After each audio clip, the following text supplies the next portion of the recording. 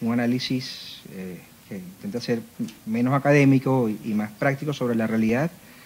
y hacia dónde apunta la legislación penal venezolana. Vamos a hacer inicialmente un breve recuento de lo que han sido las reformas del Código Penal desde que Venezuela cuenta con un Código Penal y para un poco ver cuál es la dirección que el Estado venezolano le ha dado al uso de la violencia legítima estatal como manifestación propia de la herramienta principal de control social. Evidentemente, el constante cambio de cánones sociales de una sociedad se refleja a través de lo que es una de sus codificaciones más importantes, que es cómo penaliza, cómo castiga ciertas conductas que considera punibles por la violación directa o la afectación a lo que es el contrato social y viene pues a generar un clima de inestabilidad en el grupo en el cual está llamado a regir. Un poco para comenzar, puedo decir que nuestra legislación penal, a modo general, tal como la definió un gran amigo y colega hace un par de años, con quien tuve el privilegio de compartir con él, integrar el equipo que hasta el año 2004 conformamos la Comisión Mixta de Reforma de los Códigos Penal, Orgánico Procesal Penal y Orgánico de Justicia Militar en la Asamblea Nacional. Comenzábamos diciendo que la legislación penal en Venezuela es completamente caótica y asistemática. En Venezuela se ha legislado penalmente sin ningún lineamiento claro inicial de bienes jurídicos por proteger. Vemos en ciertos tipos penales que se encuentran en diversas leyes, incluso dicotomías e imprecisiones en relación a otros tipos concebidos en leyes anteriores, que deja mucho que desear sobre la labor legislativa en cuanto a lo que es la tipificación de conductas penales y el establecimiento de sanciones para la comisión de ciertas conductas. Para ese momento en Venezuela contábamos con más de 70 leyes colaterales que establecían conductas penales. Estamos hablando de leyes tan variadas como temas ambientales, ley contra la delincuencia organizada, incluso hasta la ley del deporte contempla tipos penales. Hoy no vamos a hablar sobre toda la codificación penal, vamos a centrarnos solamente en lo que es el Código Penal venezolano, el cual ha sido objeto de muchas críticas al lugar y asimismo ha sido objeto de diversos intentos de reforma. Entre ellos hablaré sobre la experiencia en la Comisión Mixta, que duró casi 2 años, y finalmente fue aprobada la última reforma en el año 2005, no contemplando los informes emanados de la Comisión Mixta ni la propuesta de código que de allí surgió, sino una reforma muy puntual que apuntaba directamente a lo que yo defino como la fase de marcado reaccionarismo penal. En ese momento, considerando como conducta punible el terrorismo y de tipo político, se tipificaron una serie de conductas que ya veremos en detalle qué rumbo tienen esta reforma. Hablemos primero sobre la evolución histórica de la codificación penal. Encontramos como el primer Código Penal venezolano, promulgado por los estudios del jurista Viso. Viso presenta un proyecto de Código Penal basado en el Código Español de 1848, y el cual es promulgado por el presidente de la República, en ese momento, el general José Antonio Páez, el 19 de abril de 1863. Ese es nominalmente el primer Código Penal venezolano, el cual apenas tuvo una vigencia temporal de 4 meses. En ese momento Venezuela se encontraba todavía en los avatares de la Guerra Federal y por tanto las dificultades derivadas propias de la guerra, como la ausencia de medios de comunicación para poder divulgar la publicación de ese Código Penal, hizo que su promulgación fuera realmente inefectiva. Posterior a ese código, en el año 1873 fue finalmente promulgado. El Ejecutivo nombra, 5 años antes, en el 68, una comisión presidida por Cecilio Acosta, quien presentó un proyecto de Código Penal que en principio no fue aprobado. Ese proyecto se modifica y se nombra una nueva comisión designada por el presidente Antonio Guzmán Blanco, que la integran Cecilio Acosta, el propio Cecilio Acosta y Juan Pablo Rojas Paul. Ellos presentan un proyecto de Código Penal que fue aprobado el 17 de abril de 1873. Este código constaba de 582 artículos, como ven en la presentación. Se basa fundamentalmente en la concepción del Código Penal español del 70 y lleva la primera numeración corrida de un articulado con números. Es importante que en ese momento se suprime en el Código Penal la pena de muerte. Ya había sido abolida previamente durante el gobierno de Monagas, pero aquí ya se suprime de lo que era la legislación penal. Se mantiene la subdivisión inicial, títulos, leyes y libros dentro del código. Continuamos, en el año 97 se promulga un nuevo código que viene a derogar el proyecto de Acosta y Rojas Paul,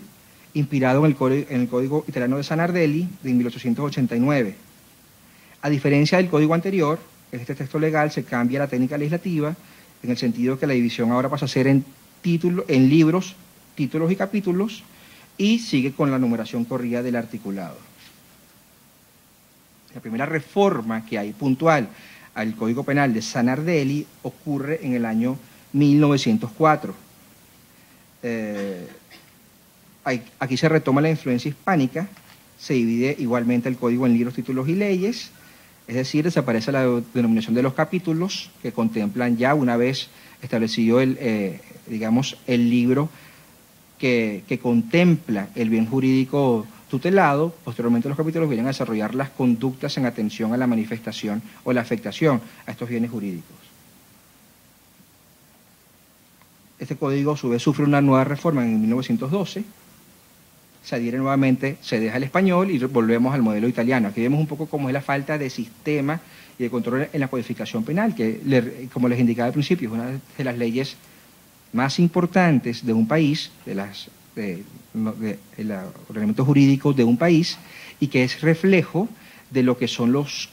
cánones sociales y los objetivos propios del Estado al considerar unas conductas como aceptables y al rechazar la comisión de otros hechos.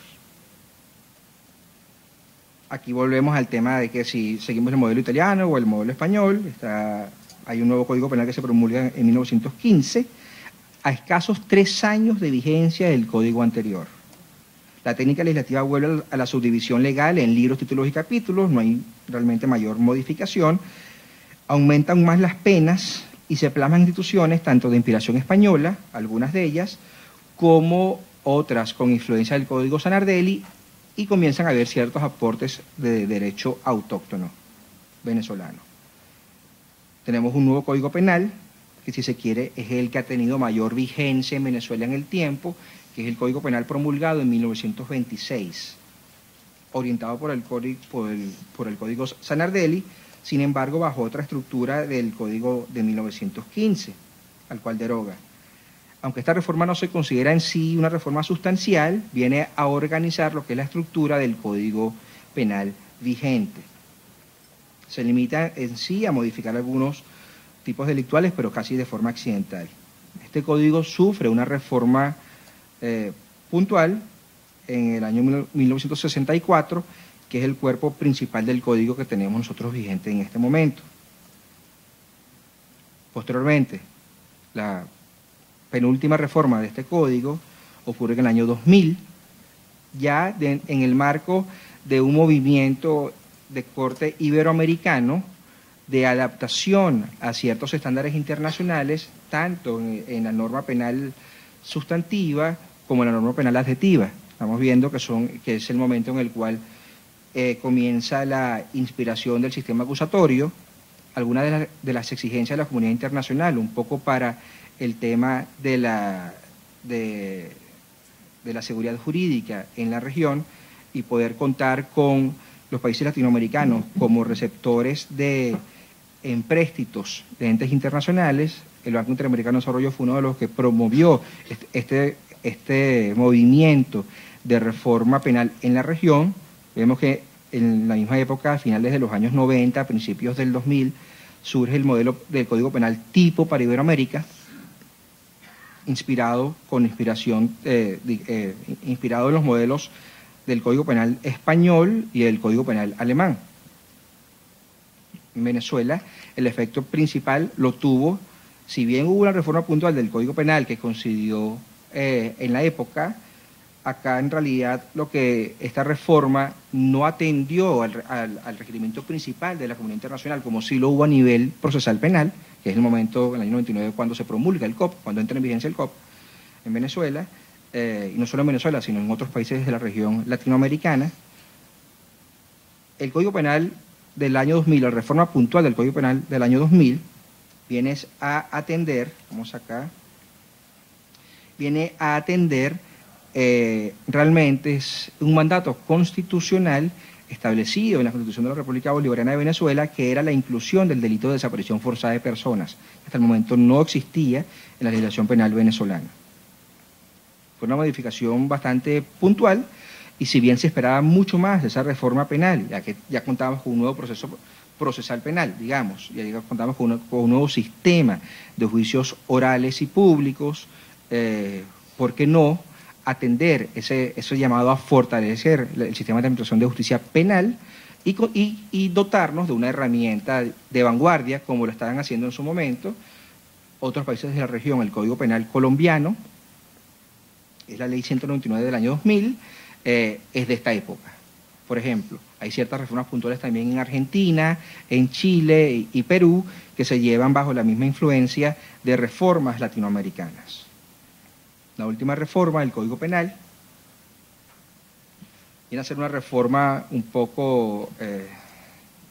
oficiosa para un sector de la población venezolana. En realidad, es una reforma que dejó de un lado el requerimiento principal y las demandas que sigue exigiendo la sociedad venezolana en cuanto a protección de tipo penal, que bien pudo haber surgido de lo que era el trabajo que venía llevándose desde la comisión mixta. Estoy hablando de una comisión previo al año 2005. En el año 2002 se establece una comisión presidida en su momento por el diputado Alberto Jordán Hernández, que se encarga, esta comisión, de coordinar el trabajo de a su vez 3 subcomisiones, cada una de ellas encargadas de un instrumento legal. Me tocó representar al Ministerio Público en esa oportunidad en la reforma del Código Penal, para el cual incluso se hicieron algunas, no solo como senador, sino que se hicieron algunas propuestas de reforma en atención a cumplimiento de normativas de derecho internacional, en atención a exigencias en temas de secuestro y de protocolos complementarios al Estatuto de Roma, sobre todo con lo que tiene que ver con el tratamiento de rehenes para ciertas situaciones. El Ministerio Público estuvo en ese momento muy atento a lo que podía ser una reforma penal. Estábamos también en el momento de discusión de la eventual reforma de la ley orgánica del Ministerio Público, que finalmente no se lleva a cabo, pero por supuesto estaba en ese momento pendiente la institución de verificar hacia dónde apuntaba la reforma penal venezolana. Por los avatares políticos, esta comisión simplemente es dejada a un lado, y el presidente de la comisión decidió crear un partido independiente en ese momento y pierde fortaleza la propuesta que emanaba de esta comisión. Nosotros, técnicos legislativos, nos preguntábamos en ese momento, pero ¿por qué si simplemente el presidente de la comisión decidió apartarse políticamente del partido de gobierno? ¿Qué pasa con el trabajo técnico que se viene desarrollando desde hace más de 2 años? ¿Qué pasa con todos los estudios que se venían realizando en conjunto con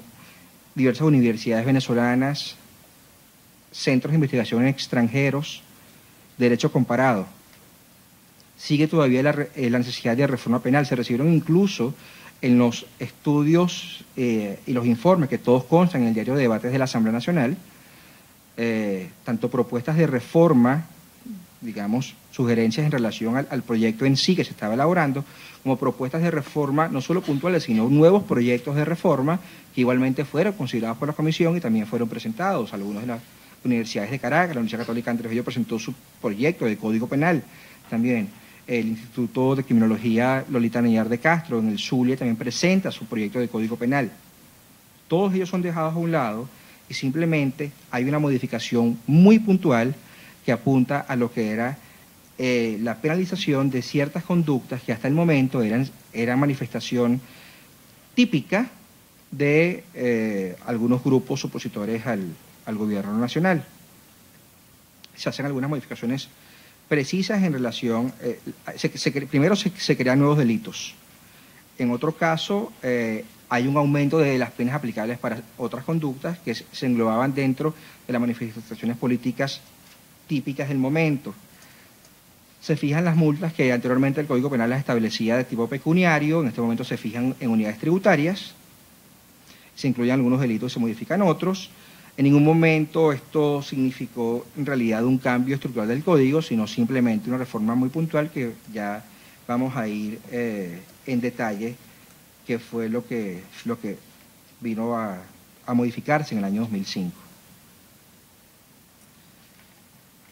Si consideramos al Código Penal reformado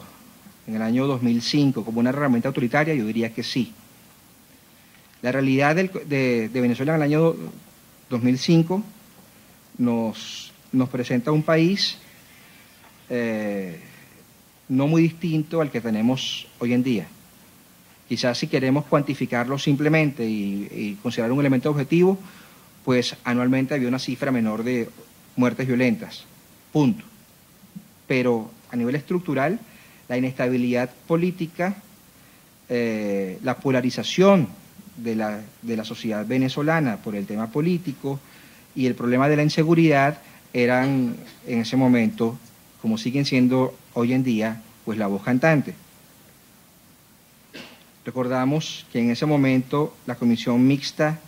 viene a ser dejada a un lado y se desecha un trabajo de más de 2 años, y quien pasa a presidir en lugar del diputado Jordán Hernández la Comisión de Política Interior es la actual ministra de Asuntos Penitenciarios. Irónicamente, en el proyecto de reforma de la Comisión Mixta había un capítulo destinado al tema penitenciario que consideramos pudo haber sido de gran utilidad para la situación que le toca vivir a este gobierno y de la cual todos somos no solo espectadores, sino que eventualmente podemos pasar a ser dolientes de ese sistema. Un terrorismo legal, quizás así pudiésemos definir nosotros la actitud reaccionaria de la Asamblea Nacional con lo que fueron las reformas puntuales que tuvo el Código, y hablo solo del Código para no considerar acá otras leyes penales que entiendo esta mañana ya tuvieron parte del seminario con otros tipos de leyes, y hay a su vez otras que les propongo al equipo de Paz Activa considerar específicamente porque sé que están tratando ese tema, que es la Ley Orgánica contra la Delincuencia Organizada y Financiamiento al Terrorismo. Esta ley en particular, pero en sí la tendencia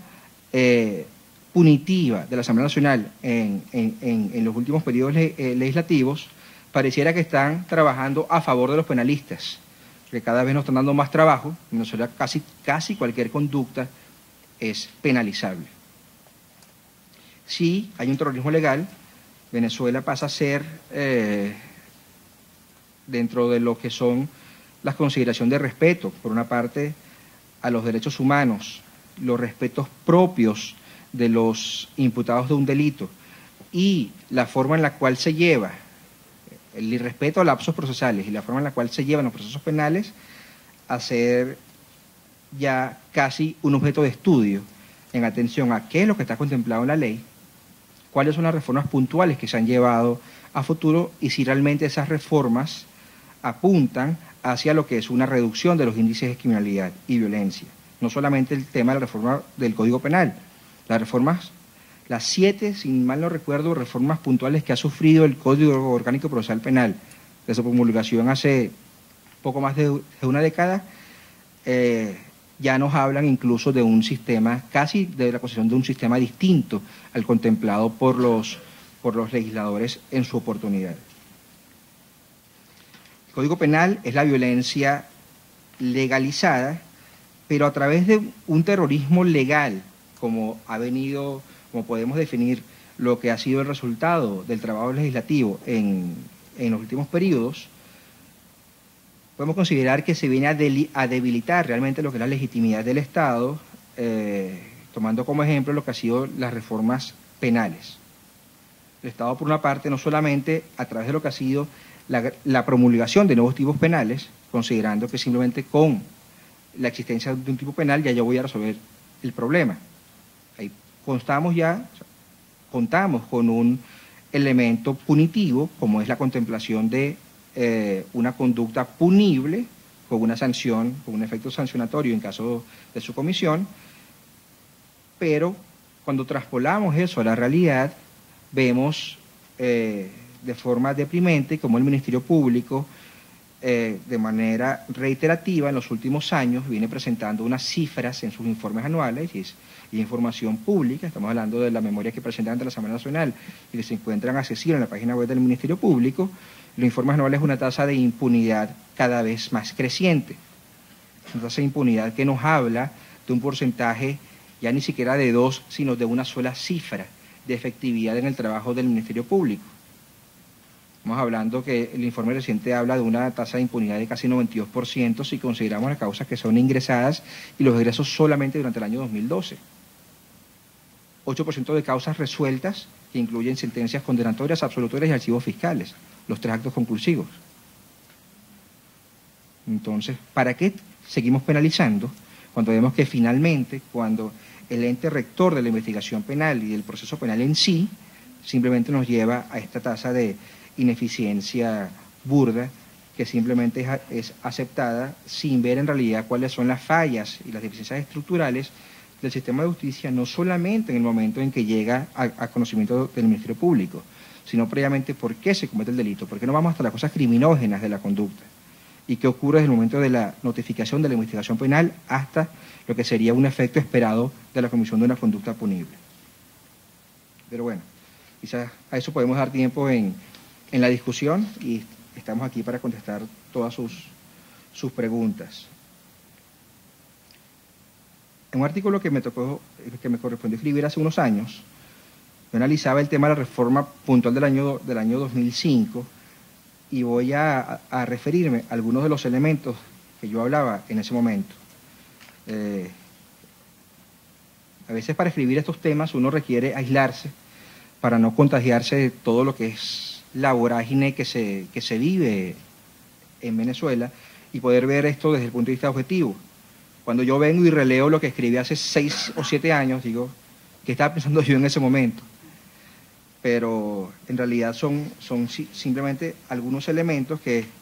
considerando lo que es el deber ser, sin contrastarlo con lo que es la realidad venezolana en este momento, vemos lo que ha de ser conceptualmente una respuesta de parte de un Estado ante una exigencia o demanda de seguridad que debe ir mucho más allá de una constante improvisación legislativa, que es lo que ha ocurrido con la legislación penal venezolana. Y específicamente en el caso del Código Penal, no solamente una improvisación, sino una ausencia de modificación puntual de lo que se requiere modificar en Venezuela. Entonces vamos a ver cómo específicamente con el tema de la reforma del año 2005, que vino a modificar menos de una decena de artículos, incluso en esa modificación puntual que hubo, hay ciertas dicotomías e imprecisiones entre otros artículos ya existentes o conductas punibles, parte del derecho penal colateral, así como imprecisiones en las mismas conductas o en las personas protegidas, los efectos del tipo penal específico que fue contemplado en esa reforma del año 2005. La reforma del año 2005, les repito, es lo que deriva del trabajo, del desechar el trabajo de la comisión mixta y simplemente se sale al paso con una nueva directiva de la Comisión de Política Interior que en tiempo récord de un par de semanas hace una reforma puntual que establece que modifica este articulado y que es presidida y presentado el proyecto por en ese momento